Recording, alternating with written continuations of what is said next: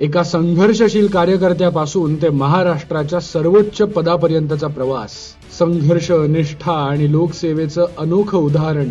नाव एकच, एकनाथ संभाजी शिंदे. वादळं आली, संकट आली, पण हा नेता मागे हटला नाही.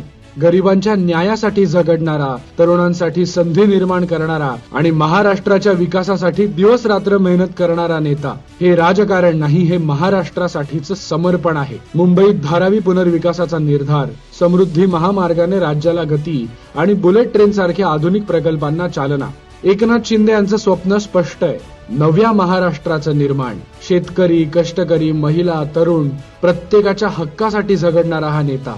ते म्हणतात, लोकांच्या हितासाठी मी कोणत्याही संघर्षाला तयार आहे. महाराष्ट्राचं भवितव्य घडवणं ही माझी जबाबदारी आहे.